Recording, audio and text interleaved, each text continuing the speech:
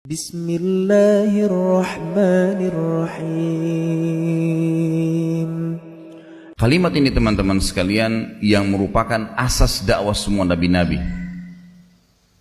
yang beranjak daripada riwayat Bukhari. Pernah Nabi SAW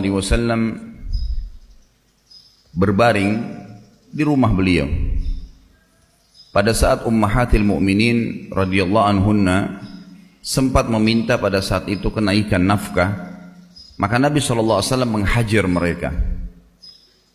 Salah satu dari Ummahatil Mu'minin adalah Hafsah radhiyallahu anha, anak Umar bin Khattab radhiyallahu anhu. Umar khawatir jangan sampai Hafsah diceraikan oleh Nabi SAW karena perilaku ini. Tentu saya sedang tidak membahas hajarnya Nabi SAW atau bagaimana Nabi SAW sedang mendidik para istrinya. Tetapi Nabi SAW pada saat itu tidak bertemu dengan mereka, tidak mengajak ngobrol selama sebulan, yang masyhur dalam riwayat Bukhari, untuk memberikan pendidikan agar mereka bersyukur kepada Allah Subhanahu wa taala dan tidak membangkang terhadap hukum-hukum yang telah Allah terapkan. Umar bin Khattab mendatangi rumah Nabi SAW dengan niat ingin mencari ridho Nabi SAW agar jangan menceraikan Hafsah, karena Hafsah termasuk salah satu daripada tanda kutip otak permasalahan lahirnya permintaan naik nafkah dari para istri Nabi SAW. Waktu Umar bin Khattab masuk ke rumah Nabi SAW dan Nabi SAW lagi berbaring, tiba-tiba spontan waktu Umar bin Khattab masuk rumah Nabi SAW, tiba-tiba meneteskan air mata, menangis karena melihat kondisi Nabi SAW.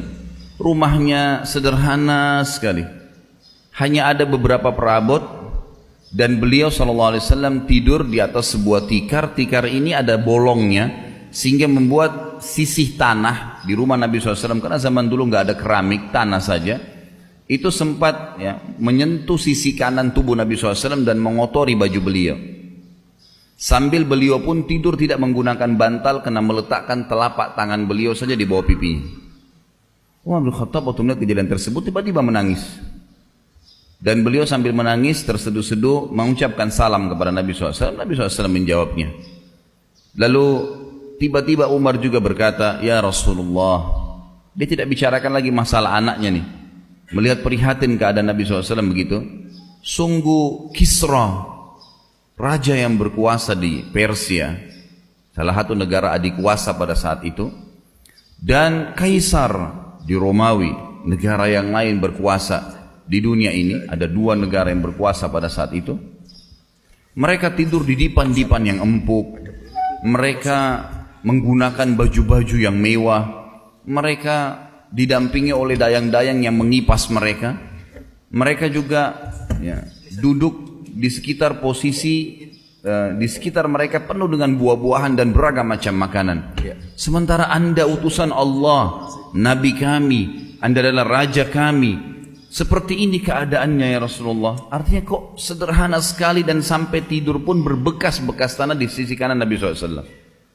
Perhatikan apa yang Nabi SAW jawab teman-teman sekalian, dan ini yang menjadi pemicu awal kenapa kita bahas masalah kalimat yang saya bilang rahasia nanti. Nabi SAW duduk, darinya baring, lalu berkata, "Wahai ibnu Khattab," wahai anaknya Khattab, maksudnya Umar, "apakah kau masih ragu dengan apa yang telah selama ini aku sampaikan? Apakah kau masih ragu wahai Umar bahwasanya mereka memiliki dunia, tadi orang-orang yang kamu sebutkan itu, dan kita memiliki akhirat? Apa kau masih ragu semua dengan janji-janji Allah dan semua ancamannya, sampai akhirnya kau berkata seperti itu?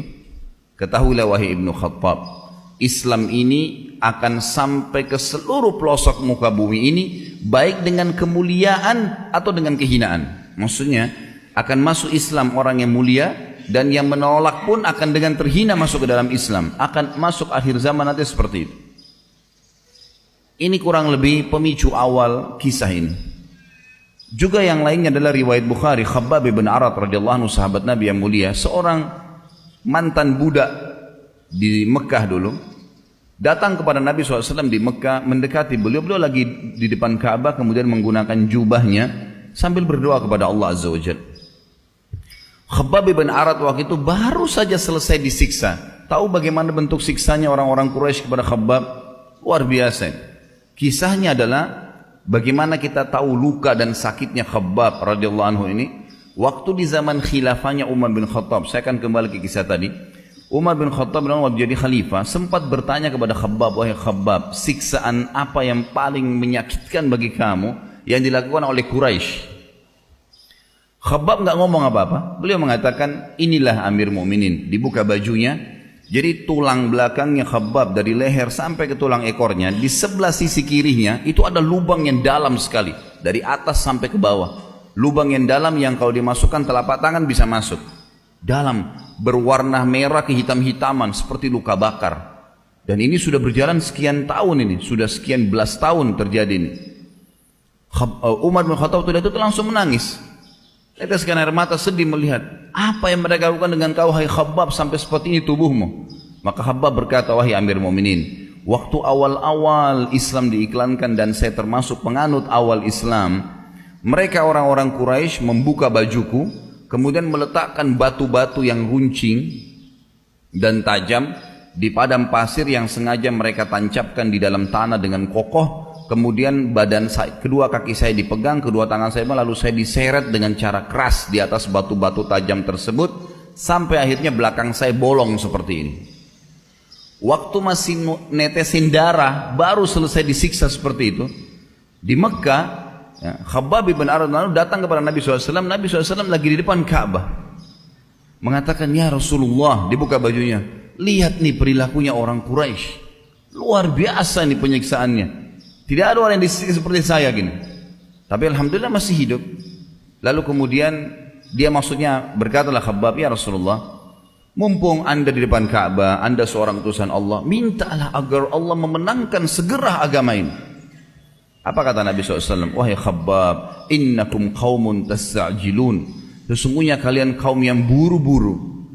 Wahai Khabbab, demi zat yang ubun-ubunku dalam genggamannya, Allah Azza wa Jal akan memasukkan agama ini ke seluruh pelosok muka bumi ini, baik dengan kemuliaan atau dengan kehinaan. Pasti orang akan masuk menerima agama ini karena kepintarannya, kecerdasannya, atau dia akan masuk Islam dengan terpaksa pun nanti di akhir zaman. Dan wahai Khabbab, Allah Azza wa Jal akan menyebarkan Islam sampai-sampai seorang wanita jalan dari Hadramaut menunggangi unta sendirian, tidak didampingi oleh siapapun, menuju ke San'a. Hadramaut sebuah wilayah di Yaman, jaraknya dengan San'a mungkin kalau saya tidak salah sekitar 600 km. San'a ibu kota Yaman, sampai sekarang masih ibu kota. Dan dulu antara Hadramaut dengan San'a ini teman-teman sekalian terdapat puluhan suku, semuanya perampok. Kalau orang dulu jalan antara San'a dan Hadramaut itu antara hidup dan mati.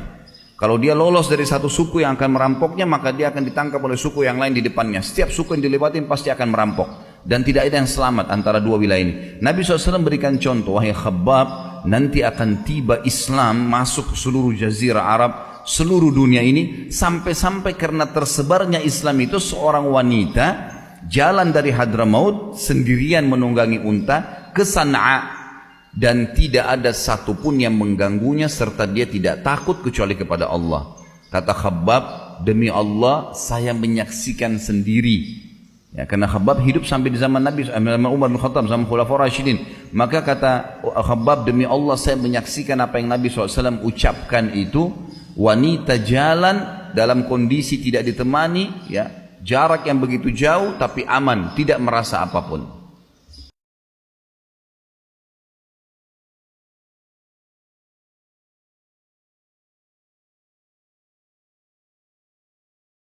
Subhanallah